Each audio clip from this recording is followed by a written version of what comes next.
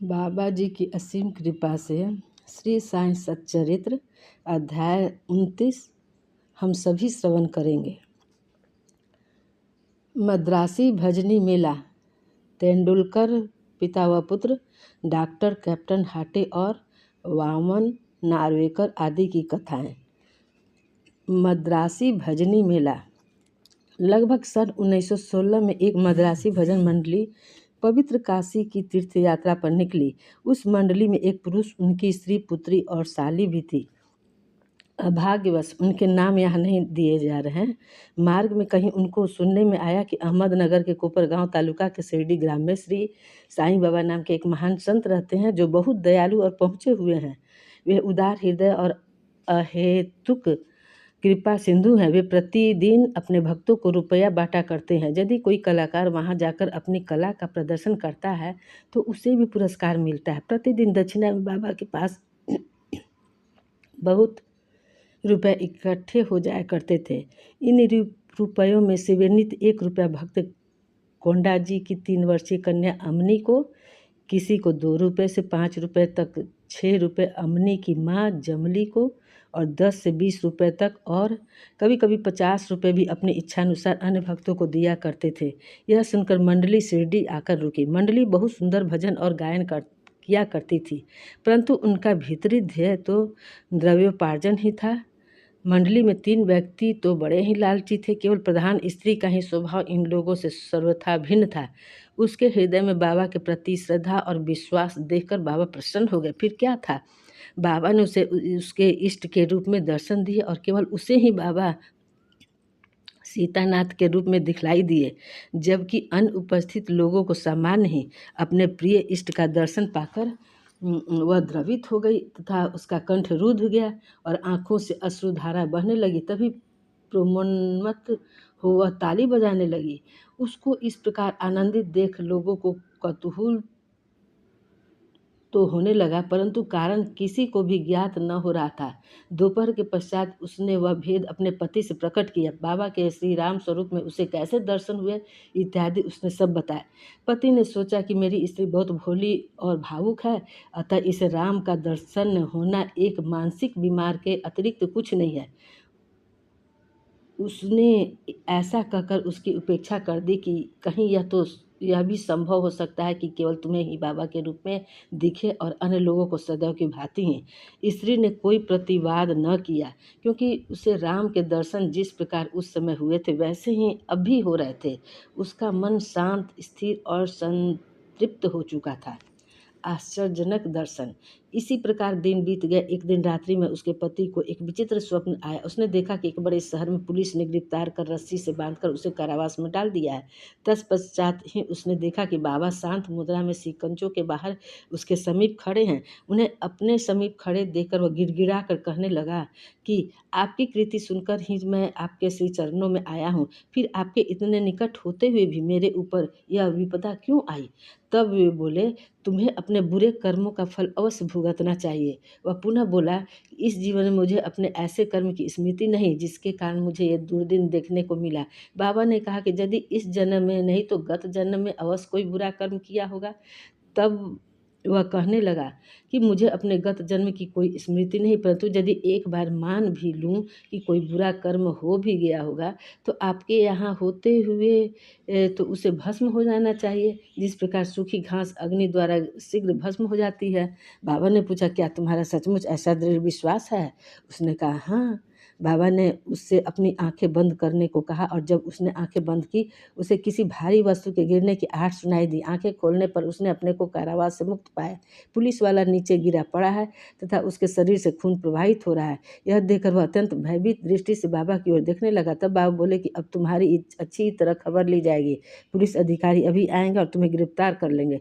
तब वह गिड़गिड़ा कर कहने लगा कि आपके अतिरिक्त मेरा रक्षा और कौन कर सकता है भगवान, मुझे किस प्रकार बचा लीजिए।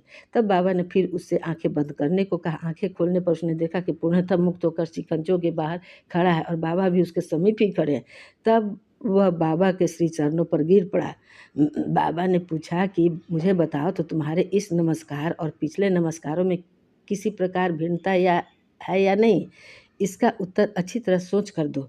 वह बोला कि आकाश और पाताल में जो अंतर है वही अंतर मेरे पहले और इस नमस्कार में है। मेरे पूर्व नमस्कार तो केवल धन प्राप्ति की आशा से ही थे, परंतु यह नमस्कार मैंने आपको ईश्वर जानकर ही किया है। पहले मेरी धारणा ऐसी थी कि यवन होने के नाते आप हिंदुओं का धर्म भ्रष्ट कर रहे हैं। बाबा ने पूछा, क्या तुम्हारे यवन पीरों में विश्वास नहीं? प्रत्युत्तर में उसने कहा, जी नहीं। तब वे फिर पूछने लगे कि क्या तुम्हारे घर में एक पंजा नहीं? क्या तुम ताबूत की पूजा नहीं करते? तुम्हारे घर में अभी भी एक काट बीबी नामक देवी है जिसके सामने तुम विवाह तथा अन्य धार्मिक अवसर पर कृपा की भीख मांगा करते हो। अंत में जब उसने स्वीकार कर लिया तो बोले कि इससे अधिक अब तुम्हें क्या प्रमाण चाहिए? तब उनके मन में अपने गुरु श्री रामदास के दर्शन की इच्छा हुई। बाबा ने जो ही उससे पीछे घूमने को कहा, उसने देखा कि श्री रामदास स्वामी उसके सामने खड़े हैं। तब वह बाबा से कहने लगा कि आप तो वृद्ध प्रतीत होते हैं, क्या आपको अपनी आयु विदित है? बाबा ने पूछा कि तुम क्या कहते हो कि मैं बूढ़ा हूँ? थोड़ी दूर मेरे साथ दौड़ कर तो देखो। ऐसा कहकर बाबा दौड़ने लगे और वह भी उनके पीछे पीछे दौड़ने लगा। दौड़ने से पैरों पैरों द्वारा जो धूल उड़ी उसमें बाबा लुप्त हो गया और तभी उसकी नींद भी खुल गई। जागृत होते ही वह गंभीरतापूर्वक इस स्वप्न पर विचार करने लगा। उसकी मानसिक प्रवृत्ति में पुनः परिवर्तन हो गया। अब उसे बाबा की महानता विदित हो चुकी थी। उसकी लोभी तथा आसक्त वृत्ति लुप्त हो गई थी। हृदय में बाबा के चरणों के प्रति सच्ची भक्ति उमड़ पड़ी। वह तो एक स्वप्न मात्र ही, परंतु उसमें जो प्रश्नोत्तर थे वे अधिक महत्वपूर्ण थे। दूसरे दिन जब सब लोग मस्जिद में आरती के निमित्त एकत्रित हुए तब बाबा ने उसे प्रसाद में लगभग 2 रुपये की मिठाई और 2 रुपये नगद अपने पास से देकर आशीर्वाद दिया। उसे कुछ दिन और रोककर उन्होंने आशीष देते हुए कहा कि अल्लाह तुम्हें बहुत देगा और अब सब अच्छा ही करेगा। बाबा से उसे अधिक द्रव्य की प्राप्ति तो न हुई, परंतु उनकी कृपा उसे अवश्य प्राप्त हो गई, जिससे उसका बहुत ही कल्याण हुआ। मार्ग में उनको यथेष्ट द्रव्य प्राप्त हुआ और उनकी यात्रा बहुत ही सफल रही। उन्हें यात्रा में कोई कष्ट या असुविधा न हुई और वे अपने घर सकुशल पहुँच गए। उन्हें बाबा के श्री वचनों तथा आशीर्वाद और उनकी कृपा से प्राप्त उस आनंद की सदैव स्मृति बनी रही। इस कथा से विदित होता है कि बाबा किस प्रकार अपने भक्तों के समीप आकर उन्हें श्रेयस्कर मार्ग पर ले जाते थे और आज भी ले जाते हैं। तेंदुलकर कुटुंब। बम्बई के पास बांद्रा में एक तेंदुलकर कुटुंब रहता था जो बाबा का परम भक्त था। श्रीयुत रघुनाथ राव तेंदुलकर ने मराठी भाषा में श्री साईनाथ भजन माला नामक एक पुस्तक लिखी है जिसमें लगभग 800 अभंग और पदों को समावेश बाबा की लीलाओं का मधुर वर्णन है। यह बाबा के भक्तों के पढ़ने योग्य पुस्तक है। उनका ज्येष्ठ पुत्र बाबू डॉक्टरी परीक्षा में बैठने के लिए अनवरत अभ्यास कर रहा था। उसने कई ज्योतिषियों को अपनी जन्म कुंडली दिखाई, परंतु सभी ने बतलाया कि इस वर्ष उसके ग्रह उत्तम नहीं है, किंतु अगले वर्ष परीक्षा में बैठने से उसे अवश्य सफलता प्राप्त होगी।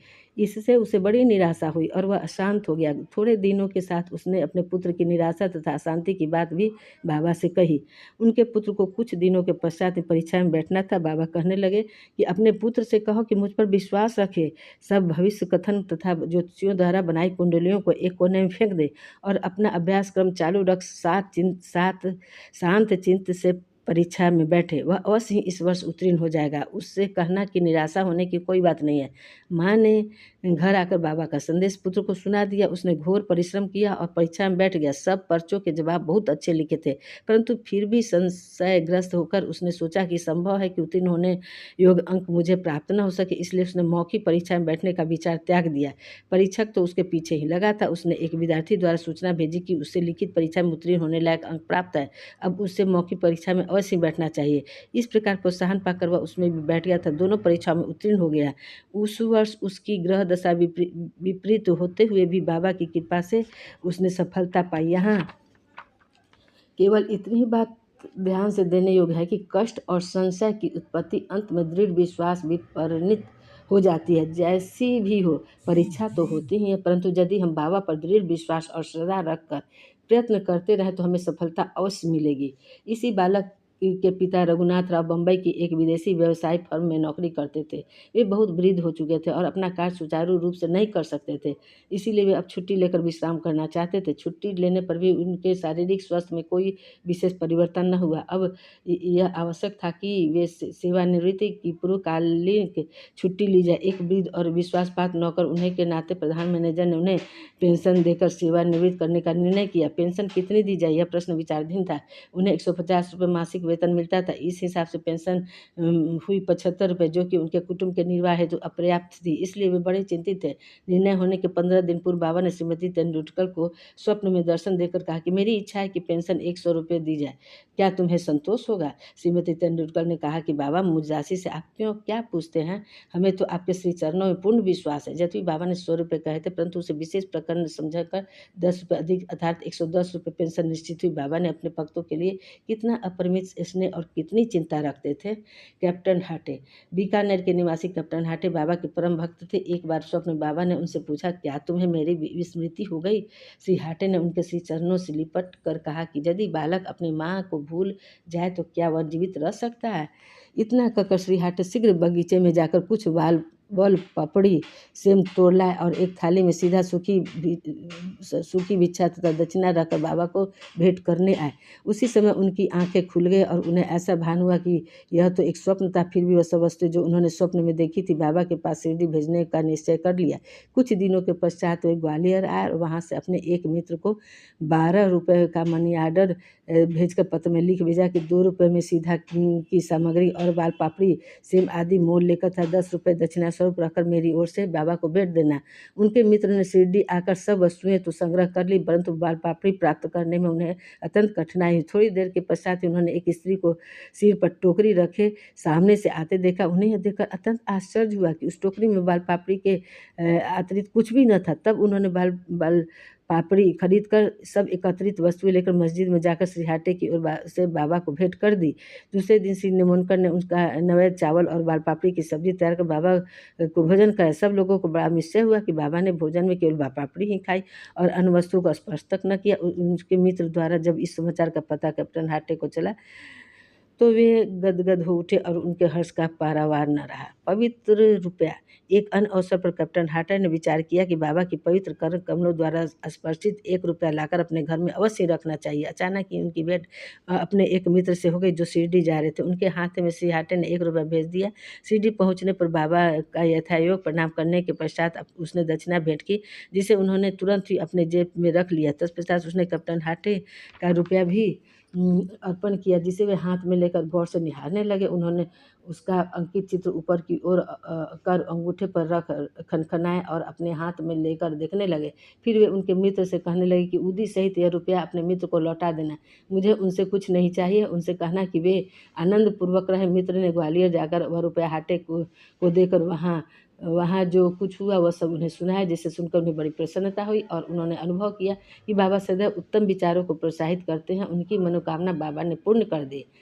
श्री वामन नार्वेकर। पाठकगण अब एक भिन्न कथा श्रवण करेंगे। एक महाशय जिनका नाम वामन नार्वेकर था, उनकी साईं चरणों में प्रगाढ़ प्रीति थी। एक बार वे एक ऐसी मुद्रा लाए जिसके एक ओर राम लक्ष्मण और सीता था, दूसरी ओर करवद मुद्रा में मारुति का चित्र अंकित था। उन्होंने यह मुद्रा बाबा को इस अभिप्राय से भेंट की कि वे उसे अपने कर स्पर्श से पवित्र कर उदी सहित लौटा दें, परंतु उन्होंने उसे तुरंत अपनी जेब में रख लिया। सामान्य वामन राव की इच्छा बताकर उनसे मुद्रा वापस करने का अनुरोध किया। तब वे वामन राव के सामने ही कहने लगे, यह भला उनको क्यों लौटाई जाए, इसे तो हमें अपने पास ही रखना चाहिए।